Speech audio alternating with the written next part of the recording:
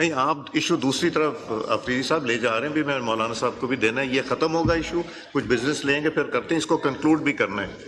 جی پٹیل صاحب۔ اعوذ باللہ من الشیطان الرجیم، بسم اللہ الرحمن الرحیم۔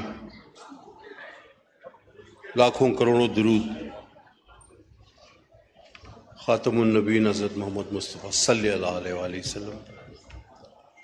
سراج، جس موضوع پر ہم بات کر رہے ہیں انتہائی حساس، اور پوری ذمہ داری سے میں کہہ سکتا ہوں کہ ہر مسلمان، چاہے وہ بہت نمازی پرہیزگار ہو یا کلمہ گو ہو، صرف ان سب کو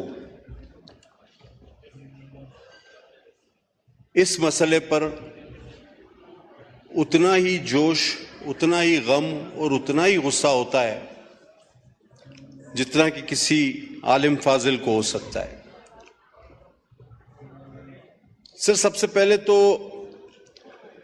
یہ بات بتا دی جائے کہ دیکھیں، اگر کسی کو سزا دینے کا حق نہیں ہے، اور یہ بات ٹھیک ہے، تو کسی کو ایسے فیصلے دینے کا حق بھی نہیں ہے کہ لوگ خود سزائیں دینے پہ تیار ہو جائیں۔ یہ آپ بھی جانتے ہیں، میں بھی جانتا ہوں، یہ ایوان بھی جانتا ہے کہ کچھ ایسی چیزیں ہیں جن پر ہم اپنے جذبات پر قابو نہیں رکھ پاتے، اور یہ مسئلہ اس میں سر فہرست ہے۔ اگر جو اصل مسئلہ ہے ہم اس کی طرف دیکھیں اور اس پر بات کریں، تو میں مجھ سے پہلے جو خطیب تھے ان سے بالخصوص اور بالعموم پورے ہاؤس سے یہ بات کہنا چاہوں گا کہ دراصل فتنہ کہاں ہے؟ فتنہ ہیومن رائٹس کے نام پر، انسانی حقوق کے نام پر مغرب سے پھیلایا جاتا ہے۔ یہ مرتد وہاں جاتے ہیں اور کہتے ہیں جی پاکستان پہ ہم پہ بہت ظلم ہو رہا ہے۔ ہزاروں ویڈیوز، سینکڑوں ویڈیوز آپ سب نے دیکھی، اور مغرب چونکہ اسلام کے بارے میں جانتا نہیں، تو وہ یہ کہتا ہے کہ بھائی آپ لوگ ان کو مسلمان کیوں نہیں مانتے؟ مسلمان، میں نے اس سے پہلے کچھ دنوں پہلے ایک ہاؤس میں ایک ذکر کیا تھا، بعد میں پتہ چلا کہ ان جج صاحب نے اپنی تصحیح کر لی تھی۔ وہ ہائی کورٹ کے جج صاحب نے ایک فیصلے میں لکھ دیا کہ the sect of Muslims it's a minority۔ اب سب اصل بات کی طرف آئے۔ ہم آج یہ پیغام اس ہاؤس سے مغرب کے ان دانشوروں کو، ان انسانی حقوق کے علمبرداروں کو، ان جھوٹے قصے خوانوں کو، ان انسانیت کے جھوٹے نعرے بلند کرنے والوں کو لاؤڈ اینڈ کلیئر یہ پارلیمنٹ آج یہ میسج دینا چاہتی ہے کہ بھائی ظلم ہم نہیں کر رہے، حملہ تو ہم پر ہو رہا ہے۔ ہم سے پوچھا گیا کہ بھئی آپ انہیں مسلمان کیوں تسلیم نہیں کرتے؟ ہم نے کہا بھائی بات سنو، یہودی حضرت موسیٰ کو مانتے ہیں، تورات کو مانتے ہیں، وہ یہودی ہیں، ٹھیک ہے، لیکن اگر وہ ساتھ ساتھ حضرت عیسیٰ کو بھی ماننا شروع کر دیں تو کیا وہ یہودی رہیں گے؟ آنسر از نو۔ اسی طرح عیسائی حضرت عیسیٰ کو مانتے ہیں، انجیل کو مانتے ہیں، وہ عیسائی ہیں، ٹھیک ہے، لیکن اگر وہ ساتھ ساتھ کسی اور نبی کو بھی ماننا شروع کر دیں تو کیا وہ عیسائی رہیں گے؟ The answer is no۔ او بھائی اسی طرح اگر یہ منافق اپنے آپ کو مسلمان کہتے ہیں اور میرے آقا محمد صلی اللہ علیہ وسلم کے علاوہ کسی کو نبی مانتے ہیں تو یہ کبھی بھی مسلمان نہیں ہو سکتے، یہ کبھی بھی مسلمان نہیں ہو سکتے۔ یہ تو ہم پر حملہ ہے، یہ ہمارا ٹائٹل استعمال کرتے ہیں،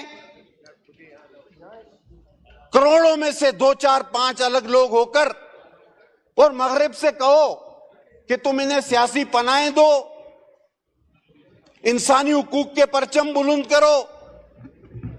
ایک سی ڈی کی کاپی رائٹ ہو جاتی ہے کسی فلم کی تو قانون لاگو ہو جاتے ہیں۔ کاپی رائٹ کو بہت بڑا جرم بنا کے پیش کیا جاتا ہے۔ آج یہ منافق اپنے آپ کو مسلمان کہتے ہیں، اپنی تحریف شدہ کتاب کو میرا قرآن کہتے ہیں، لیکن ان کو یہ کاپی رائٹ نظر نہیں آتا، ان کی آنکھوں پر پٹی بندھی ہوئی ہے۔ یہ لاؤڈ اینڈ کلیئر میسج ہماری طرف سے جانا چاہیے۔ اس مقدس ایوان نے عظیم فیصلے جو کیے ان میں سے یہ ایک عظیم ترین فیصلہ ہے، اور یہ ہمیشہ کے لیے ایک مہر ہے۔ میں سمجھتا ہوں جب تک ایک بھی مسلمان باقی ہے، ایک بھی کلمہ گو باقی ہے، ہرگز نہیں ہماری لاشوں پر سے یہ کام کبھی بھی نہ ڈسکس میں لائے۔ میں تو ہمیشہ کہتا ہوں اس کو آپ ڈسکس میں ہی نہ لائیں، یہ ختم شدہ چیپٹر ہے، یہ کلوز ہے، اس پر مہر لگ چکی ہے۔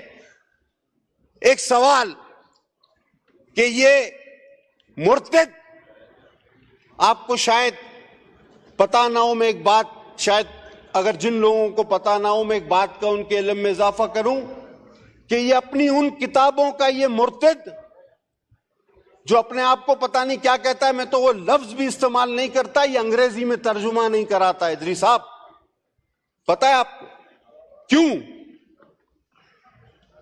بہت کم لوگوں کو پتا ہے کہ یہ اپنی جو اس کی مرزا مرتد کی لکھی ہوئی کتابیں ہیں اس کا انگریزی میں ترجمہ نہیں کراتے، کیونکہ نعوذ باللہ نعوذ باللہ نعوذ باللہ میں دوہرا نہیں سکتا جو اس مرتد نے ان کتابوں میں دیگر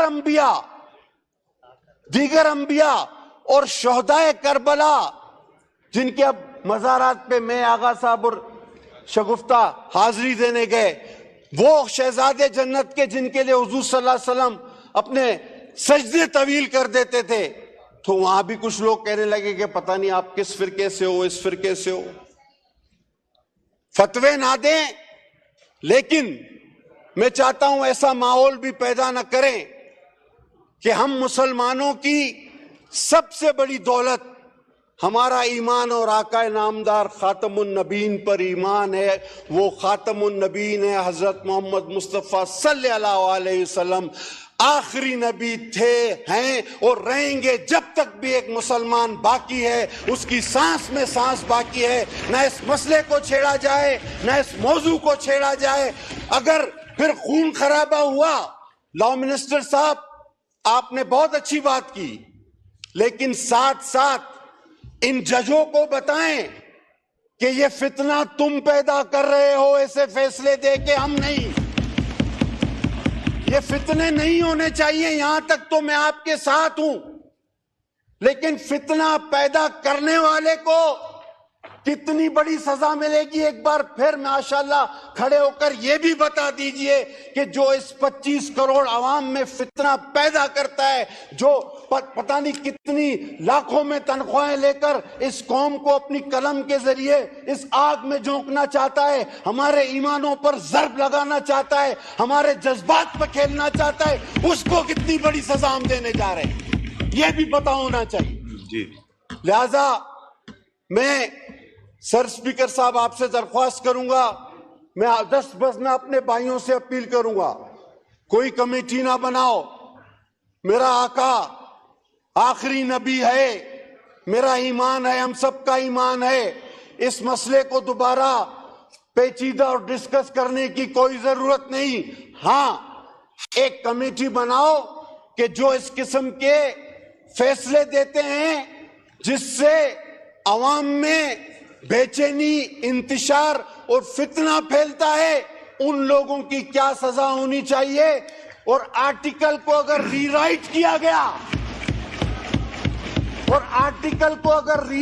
کیا گیا تو کیا وہ آرٹیکل 6 کے زمرے میں آتا ہے یا نہیں آتا، یہ بھی بتایا جائے.